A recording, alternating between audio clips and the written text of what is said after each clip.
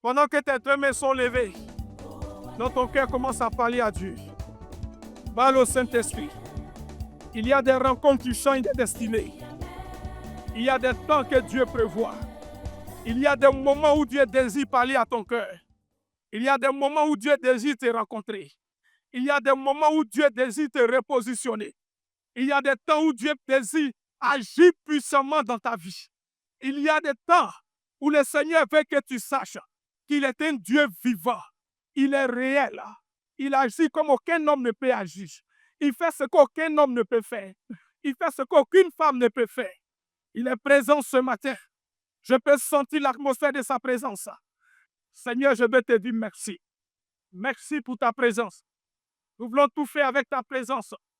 On va essayer dans cette atmosphère. On va essayer d'aller dans la parole. Je sens une forte présence de Dieu. Je me demande si on pourra toucher la parole ce matin. Je sens une telle présence de Dieu dans la salle.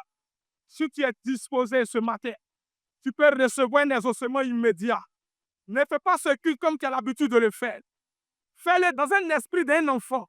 Comme un enfant, quand il vient devant son père, il a le cœur ouvert. Si ton cœur est ouvert ce matin, tu verras la gloire de Dieu. Si tu viens comme un enfant, Jésus dit, soyez comme les petits enfants. Parce qu'ils ont le cœur qui est simple, simple à croire. Ce matin, je te dis la vérité. Sa présence est au milieu de nous. Son esprit est au milieu de nous. Merci Seigneur. Le vendredi, quand nous avons fini ici, alléluia, il y a des personnes qui étaient là, qui ont fait le culte du vendredi avec nous. Quand tu es arrivé à la maison, comment tu t'es ressenti? Moi, personnellement, j'avais l'envie de revenir à l'église le samedi. Tellement le Saint-Esprit nous a fait du bien. J'étais pressé que le dimanche arrive. Ça me faisait mal que samedi, il y avait une pause. Alléluia.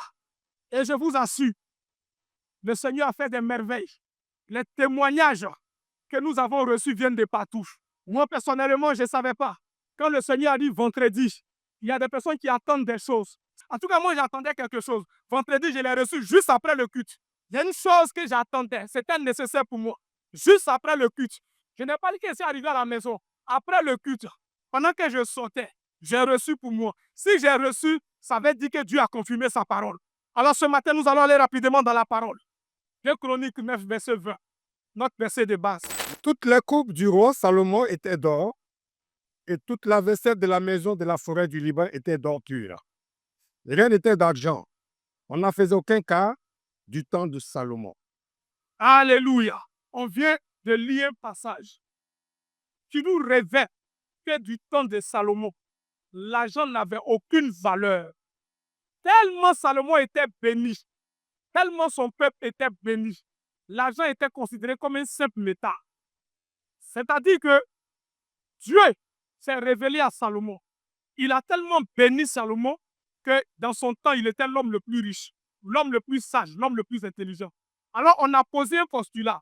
On s'est dit que si Salomon qui était sous la loi, dans l'ancienne alliance, a pu connaître cette dimension de gloire, comment se fait que nous qui sommes sous la nouvelle alliance, on est obligé de courir pour chercher notre pain quotidien?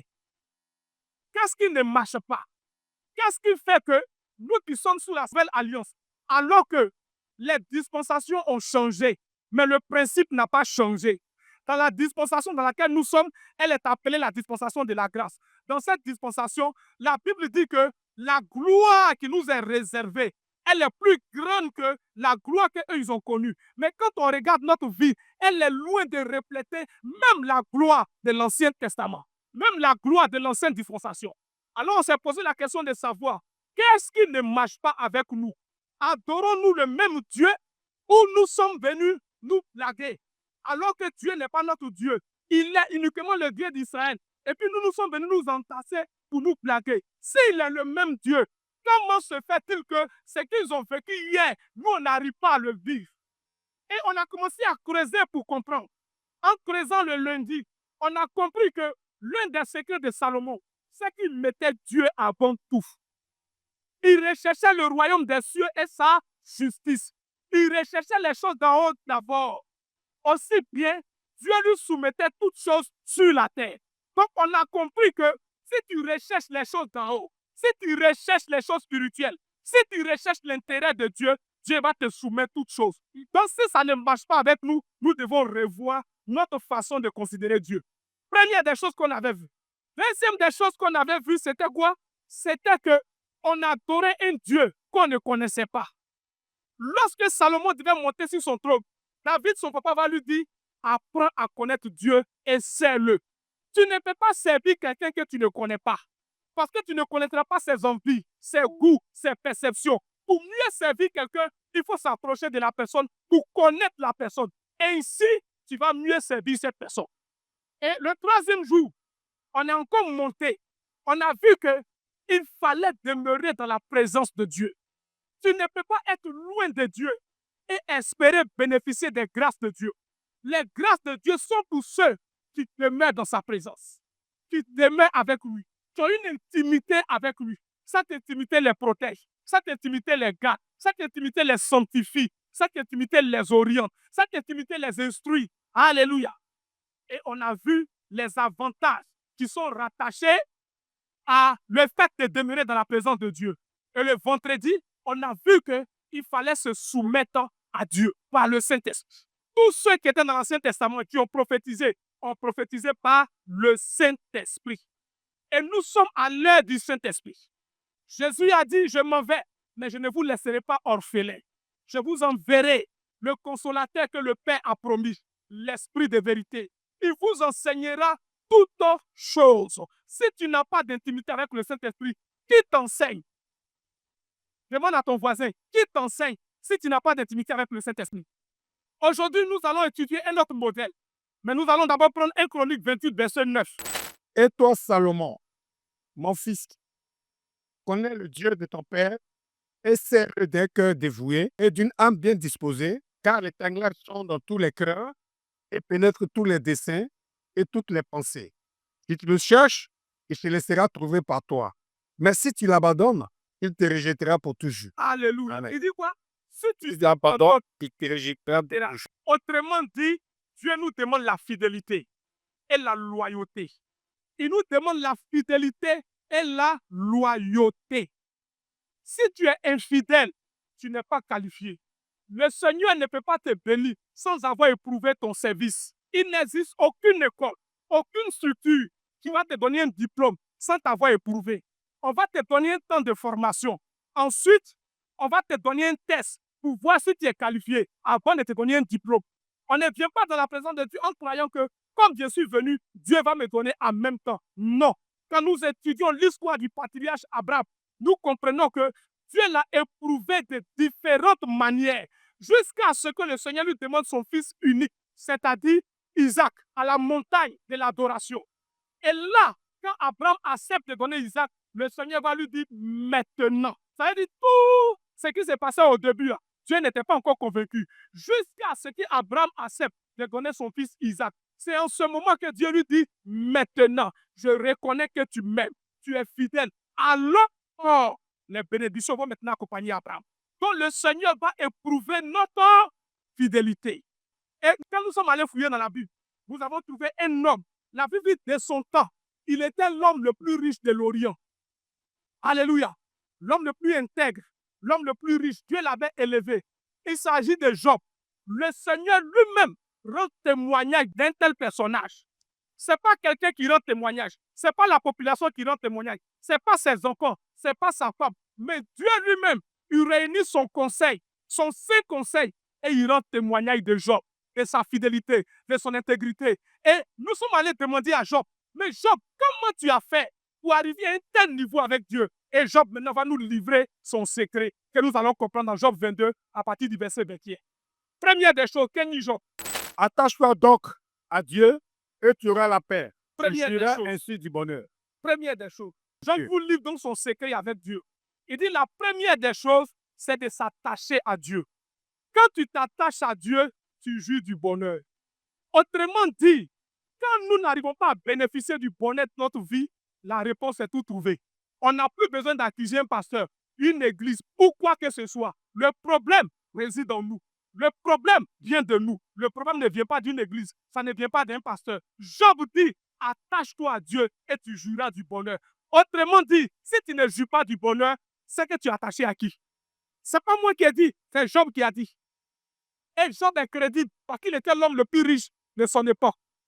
Ou bien l'une des personnes les plus riches de sa génération. Première des choses, on va étudier ce que Job nous a donné. Job ne travaillait pas pour être riche. Il travaillait pour connaître Dieu. Il travaillait pour être attaché à Dieu. Et il nous livre son secret. Il dit, attache-toi à Dieu pour connaître le bonheur. Première des choses. Donc, connaître Dieu nous procure le bonheur. Nous fait rentrer dans le bonheur. Première des choses. Connaître Dieu nous donne la paix. Dans d'autres versions, dans la version Semeur, il dit, tu jouiras du bonheur et tu auras la paix. Amen. Deuxième des choses que Job nous dit, allons-y.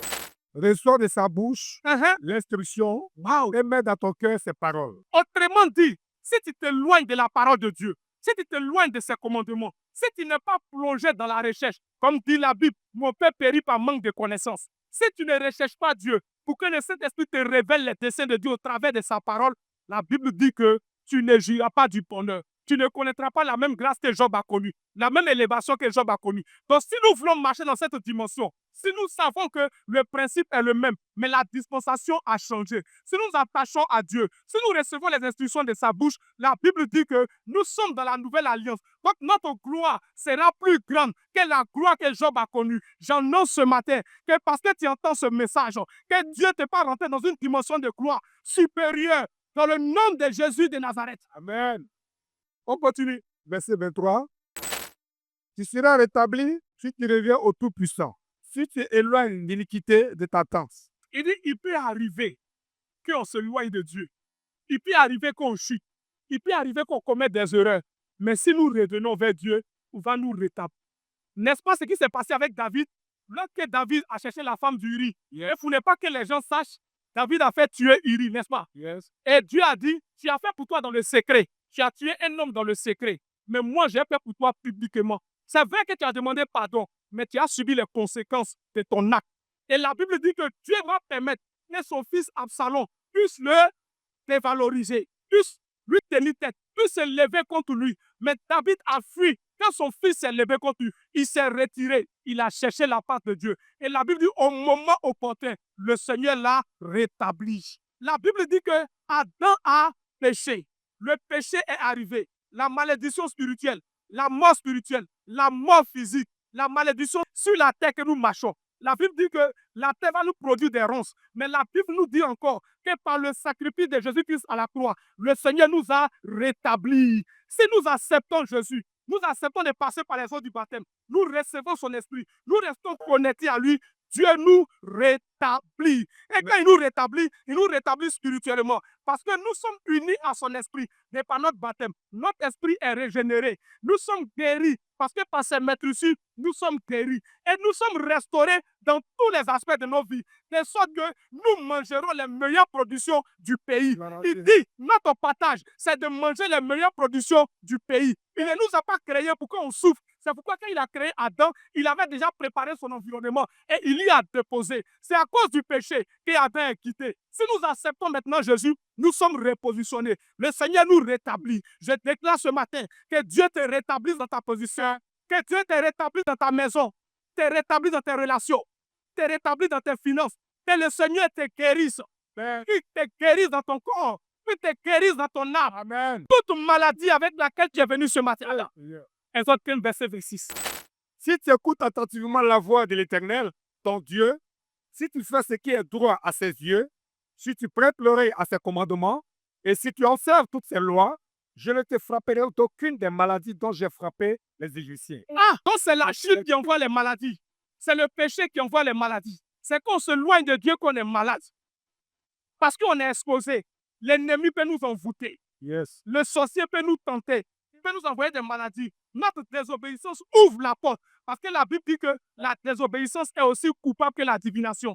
Donc quand je suis désobéissant, je suis pareil au sorcier. Comme je suis pareil au sorcier, la malédiction peut venir sur moi. La maladie peut venir sur moi. Mais quand je reviens au Seigneur, il me rétablit. Et à la fin, il dit quoi?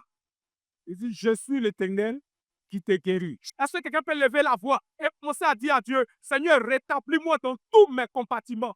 Les grâces que j'avais perdues, rétablis-moi dans ma terre. Pendant que je parle, mais je prie, Seigneur, rétablis-moi. Toute position, parce que je m'étais éloigné de toi. Parce que j'avais désobéi à ta voix. Il dit, je suis l'Éternel qui te guérit. L'Éternel qui te rétablit. Ce matin, le Seigneur vient vous te rétablir. Dans le nom de Jésus. Dans le nom de Jésus. Alléluia. Vous savez, on fait prier en espérant que Dieu va faire. Et puis on peut prier en croyant qu'il va faire maintenant. Amen. Quand tu crois qu'il va faire maintenant, ta façon de prier change. Alléluia.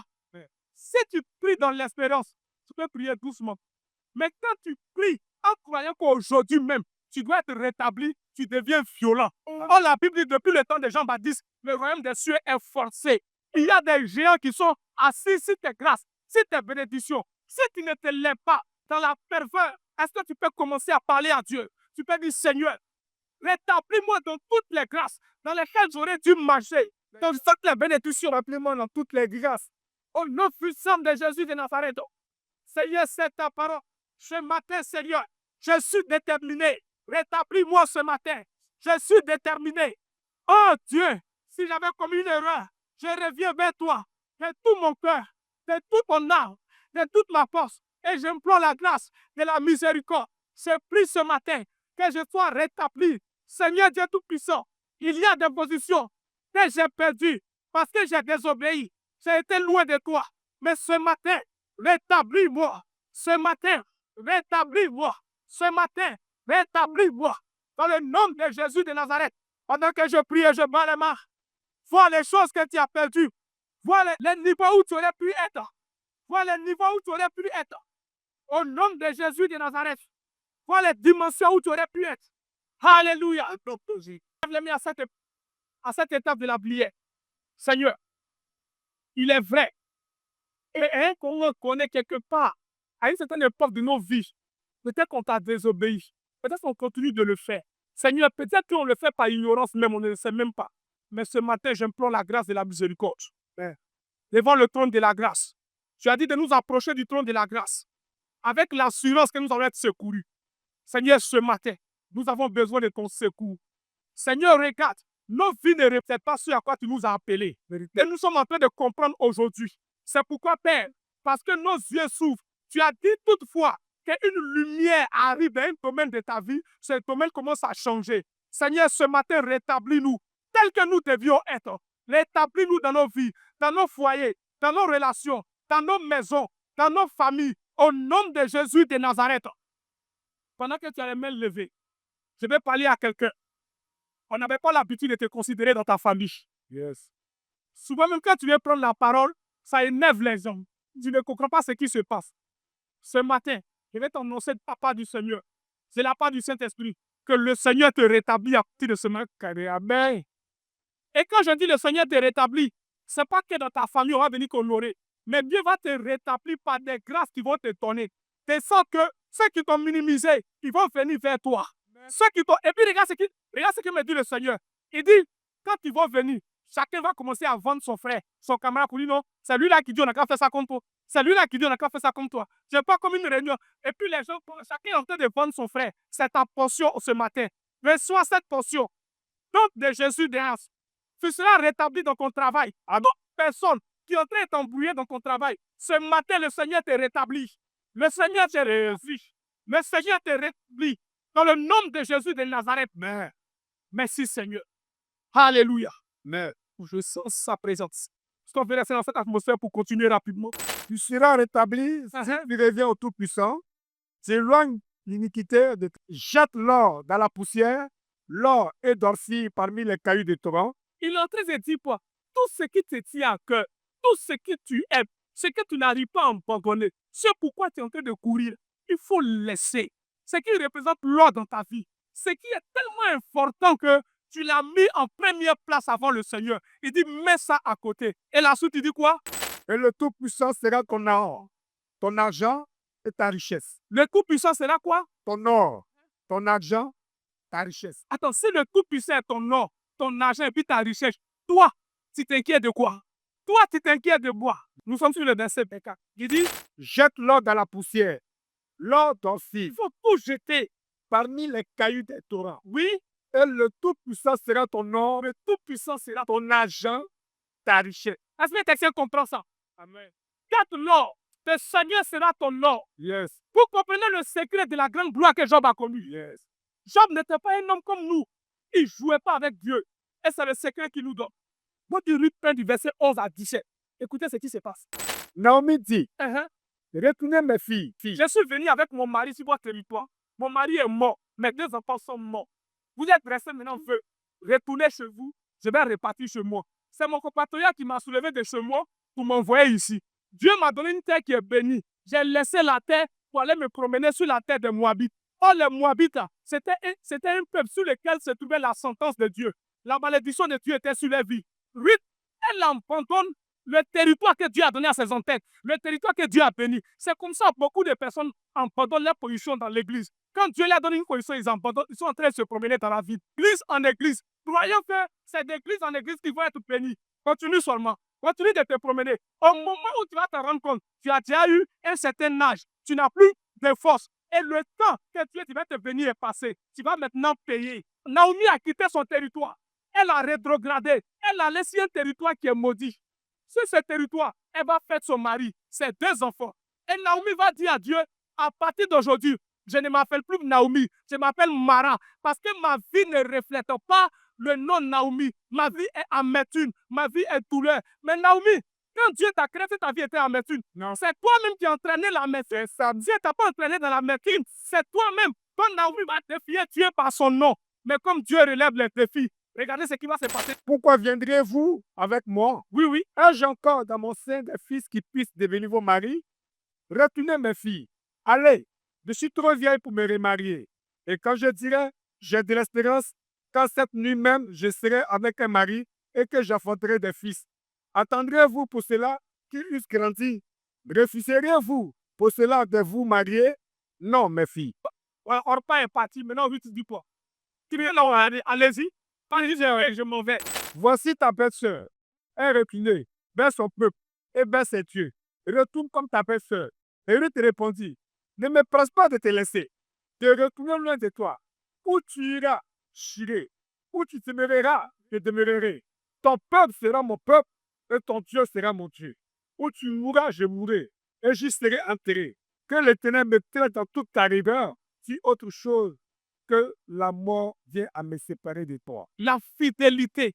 Ruth dit, je renonce à mon peuple, je renonce à mon héritage, je renonce à ma terre, je renonce à tout ce que j'ai sur ce territoire pour m'attacher à toi, Naomi. Job dit, si tu renonces à ton or, l'eau pure, l'Éternel sera ton or. Ruth dit ici, elle est prête à renoncer à tout pour suivre Naomi, une femme qui a tout perdu, qui est veuve et qui est en train de rentrer chez elle en pleurant, qui est en train de rentrer chez elle avec amertume. Ruth dit, Naomi, même si tu rentres chez toi avec amertume, parce que tu as tout perdu, quand moi je te vois, je vois la gloire de Dieu en toi. Amen. Quand toi tu ne vois pas, moi je vois la gloire de Dieu en toi. Je suis prêt pour te servir. Et la Bible dit que Ruth va accompagner Naomi. Les 2 vont partir ensemble. Elle a tout abandonné. Arrivée sur le territoire de Naomi, Ruth va faire quoi? Elle va commencer à rechercher l'intérêt de Naomi. Elle va travailler pour Naomi. Elle va aller au champ. Elle va aller dans les entreprises. Elle va amasser pour venir donner à Naomi pour manger. Elle était fidèle à Naomi. Elle recherchait l'intérêt de Naomi, le bien de Naomi. Et la Bible dit qu'un matin, Naomi ayant approuvé le service de Ruth, va s'arrêter, va regarder Ruth. Et Naomi va dire, tout toi, verset 1 à 3. Naomi, t'appelle-moi lui dit, ma fille, je voudrais assurer ton repos afin que tu fusses heureuse. Et maintenant, boise avec les servantes duquel tu as été, n'est-il pas notre parent? Voici, ils doivent vanner cette nuit les dorges qui sont dans l'herbe. Lave-toi et oins-toi. Ruth a été fidèle à Naomi. Elle a renoncé à tout. Elle a tout abandonné pour suivre Naomi. Un matin, Naomi va la regarder. Ruth, lève-toi. Ruth va se lever. Naomi va lui dire, Ruth, chez nous, là, nous avons un Dieu qu'on appelle le Dieu d'Abraham, d'Isaac et d'Israël. Il nous a donné un secret au travers de Moïse. On appelle ça une huile. Lorsque l'huile, là, ça te touche, ça brise le lien du célibat. Amen. Lorsque l'huile, là, ça te touche, ça brise le lien de la stérilité. Lorsque l'huile, là, ça te touche, ça brise la malédiction. Ruth, lève-toi, lave-toi et oins-toi. Je vais dire à quelqu'un ce matin, l'huile sera sur ta tête ce matin. Amen. Je vais dire à quelqu'un ce matin, l'huile qui est le symbole du Saint-Esprit, vient maintenant pour briser tout joug qui est sur ta vie. L'huile enlève la malédiction. Amen. Elle était veuve. Elle était sur un territoire qui était maudit. Et Naomi va lui dire, prends l'huile. Il faut briser. À partir de cette action, je vais changer ton statut. tu vas rentrer dans le mariage. Et elle ne marie pas n'importe qui, elle marie Boaz. Donc non seulement son statut change, mais ça change deux fois. Elle passe de célibat à marié, mais de pauvre à riche. Je suis en train d'annoncer à quelqu'un, ce matin, le Seigneur va changer ton statut. Est-ce que tu peux te lever ce matin? Lève-toi avec quoi nous allons prier de tout notre cœur. Par la grâce du Saint-Esprit, je pense que c'est sur ce point que nous allons nous arrêter. La prochaine fois, on va continuer sur les autres points. Mais là, on va s'arrêter ce matin. Lève la main et commence à dire à Dieu ce matin. J'ai compris le principe. Seigneur, ouvre-moi ce matin d'une huile qui brise toujours. Ouvre-moi ce matin. La Bible déclare que l'huile est le symbole du Saint-Esprit. Dans le livre des Étienne, la Bible dit que l'eau était en train de couler par le côté oriental du temple. Et la Bible dit que cette eau, qui était le symbole de l'Esprit, quand cette eau est en train de couler, elle touche la même mort. La même mort reprend vie. Les poissons qui sont morts reprennent vie. Ce matin, que le Saint-Esprit touche ta vie. Que toujours que sur ta vie soit brisé. Que le Seigneur change ton statut. Pendant que tu priais du bas les mains, que le Seigneur change ton statut. Tu poignes d'une ce matin. Que tu reçois la puissance du Saint-Esprit. La puissance du Saint-Esprit. Dis ce matin, Seigneur, je reçois la puissance du Saint-Esprit pour briser tout joug sur ma vie ce matin. Tout joug qui a pesé sur ma vie jusqu'à cette heure, afin de changer mon statut ce matin. Pendant que tu pries avec vie, prie avec vie ce matin. Prie avec vie ce matin. Prie avec moi, mon Père, mon Père. Oué-moi ce matin de ton esprit et de ta force. Oué-moi ce matin de ton esprit et de ta force. Glorieux Saint-Esprit, fais descendre sur moi ta puissance pour briser tout joug qui a pesé sur moi jusqu'à cette heure. Tout joug de limitation, ce matin même, est brisé au nom de Jésus. Tout joug de célibat, ce matin, est brisé. Tout joug de retard, ce matin, est brisé. Tout joug d'esclavage qui fait que, même quand je travaille, ce sont les autres qui sont appréciés.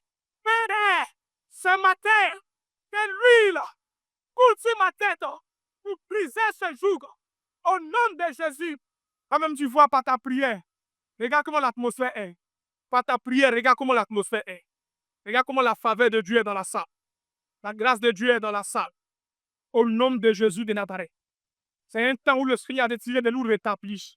Jusqu'à cette heure, on n'a pas encore expérimenté sa bénédiction. Tout ce qu'on a vu jusqu'à cette heure n'est rien devant la bénédiction à venir. Tout ce qu'on a vu jusqu'à cette heure n'est rien devant la bénédiction de Dieu à venir. C'est un temps où la grâce de Dieu va surabonder dans nos vies. C'est un temps où la grâce de Dieu va surabonder dans nos vies. Je vois beaucoup de personnes que Dieu est en train de repositionner. Ce n'est ni par la force, ni par ton intelligence. C'est le Saint-Esprit qui va le faire. C'est le Seigneur qui va le faire. La bénédiction montre le chemin. La bénédiction ouvre les voies. La bénédiction repositionne. Job n'est pas devenu riche en travaillant. Jacob n'est pas devenu riche en faisant ses propres efforts. Il est devenu riche parce qu'une nuit, il a eu une révélation. Qu'au sortir d'ici, Dieu te donne la révélation de ton entreprise. La révélation de ton foyer. La révélation de ta destinée. La révélation qu'il te faut pour que ta vie te colle.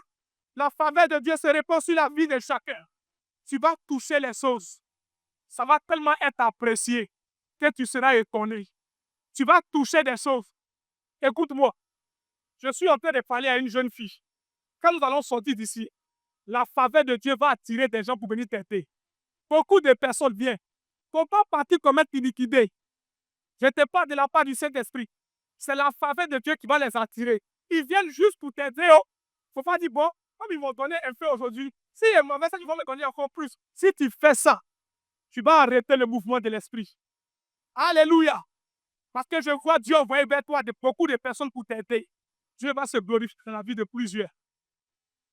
À partir de maintenant, le Seigneur va se glorifier dans la vie de plusieurs. Tout ce que tu faisais avec difficulté, la faveur va accompagner ça maintenant.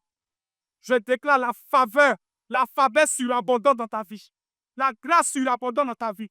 Soit repositionnée dans tous les niveaux de ta vie. Les grâces que tu avais prévues avant que tu ne naisses, que tu n'avais pas encore touché, maintenant ces grâces s'ouvrent à toi. Au nom de Jésus de Nazareth, tous les obstacles sont soumis. Au nom de Jésus de Nazareth, tu es béni au nom de Jésus. Dis 3 fois Amen.